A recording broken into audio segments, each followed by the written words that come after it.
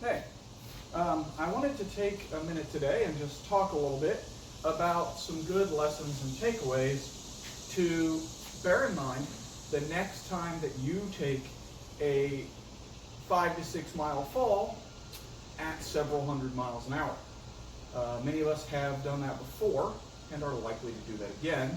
And for those of you racking your brain to figure out how that could possibly be true or what I'm actually trying to say, you'll notice not only do we take the fall, most of the time we don't think about it.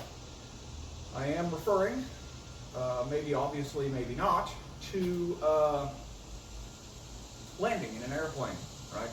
You cruise at 30,000 feet or some such thing at 500-600 miles an hour, and then you land at the next airport and it never crosses your mind that several tons, perhaps,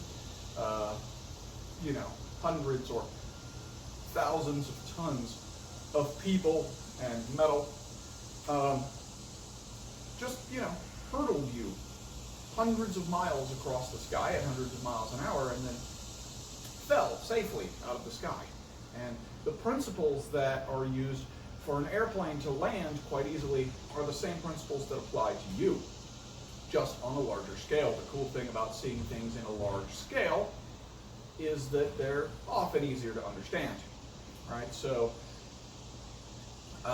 looking at just when the airplane connects with the ground, if it has turned directly down and just dropped straight nose first, the plane blows up and everyone dies, right? So pilots don't tend to do that.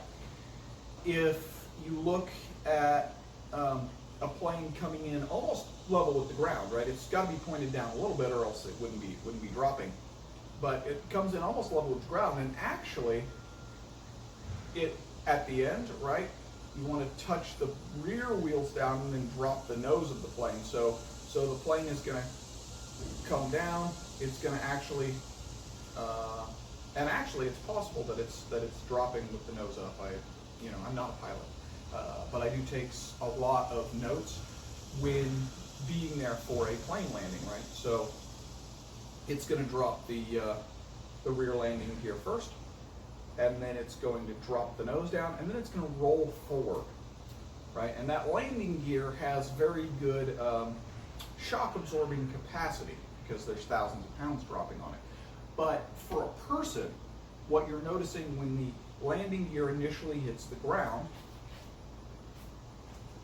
is this, right? You jump off of something and you bend your knees. The thing about that is there's a certain extent that the knees are meant to bend, the same way there's a certain extent that the landing gear is meant to absorb the shock, right? And then there's a certain amount where it's a problem. If the landing gear were to just crumple and collapse, that would be bad. And if your legs just crumple out from underneath you and collapse, it's also bad. But you want that shock to be carried throughout your body and not isolated in your knees. So you want your feet centered underneath your shoulders or your hips, depending on your gender.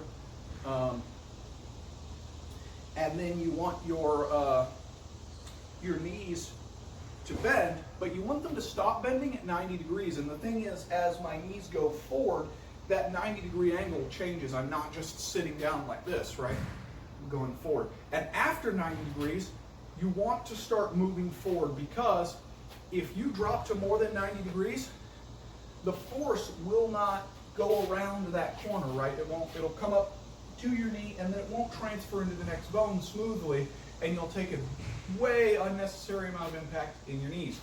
For those of you who have done skateboarding or other things with wheels and realize that you can squat all the way down and your board will roll out from underneath you, that is true. You can squat like that.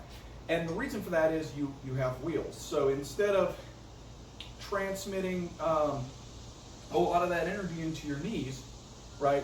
A lot of the energy that would normally get transmitted into your knees, you're going to squat down and then you're going to push your feet in the direction you want the board to roll, and that energy is actually going to be pushed back out through the wheels. And we can't do that with our feet efficiently, right? There's too much friction to the ground. I can't just push my feet and have them slide and continue that momentum, because you want to absorb the momentum slowly over time. A pilot, rather than pointing the airplane at the ground and just crashing into the ground, takes a very long time to go in big circles in order to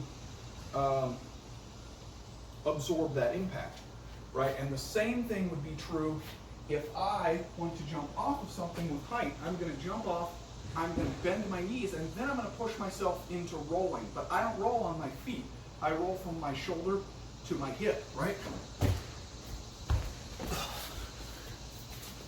But I want to roll because I'm trying to duplicate both that initial impact on the landing gear, and I'm trying to duplicate the rolling of the wheel.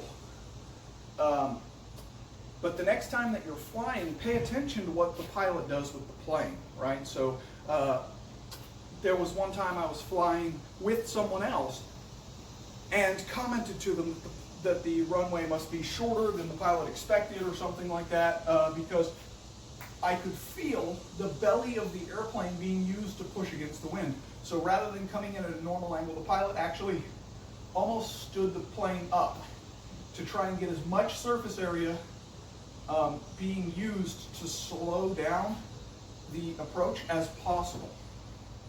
And it happened kind of gradually, but eventually you could feel the wind pressure on even the bottom of the plane.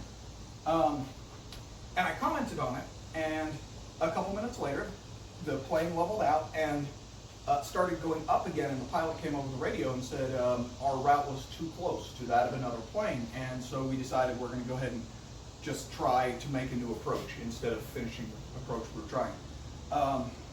But the only way I knew that, because the person I was traveling with was surprised and confused by all that until I explained it, was that I was paying attention, right? So if you can get a window seat next to a wing, also watching the way that the flaps are used on the wings lets you know that when the pilot's trying to use surface area, sorry, truck in the background, but it'll let you know when the pilot's trying to use the surface area to create drag and slow you down, much like you might see on a backwards fall where people throw their arms out and slap, right?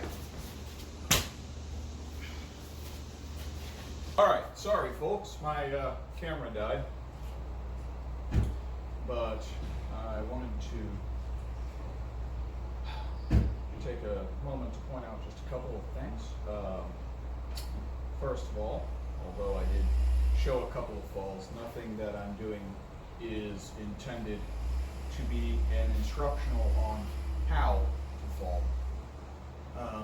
I will try and put up videos with some tips on that kind of thing, and I am a huge proponent of learning to fall without getting hurt, but also that is something you should not undertake without some professional training and some appropriate surfaces. So you want some good tumbling mats or something like that, and then a professional getting you some guidance on how to safely work your way up to things like that. If you just come out and learn to fall on the concrete, you're going to get hurt, and that defeats the purpose.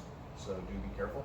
This is just put out for information and to remind you to pay attention the next time that you get a chance to fall from 5 or 6 miles and from 500 or 600 miles an hour, right in the middle of the action. It's easy to see it as something mundane and just one more everyday thing. Forget that it ever even happened to you. Don't do that, right? People say that you learn something new every day. Well, I got news for you. No one learns something new every day on accident. Don't let life happen to you. Go out there and happen to life. Go out there and live on purpose.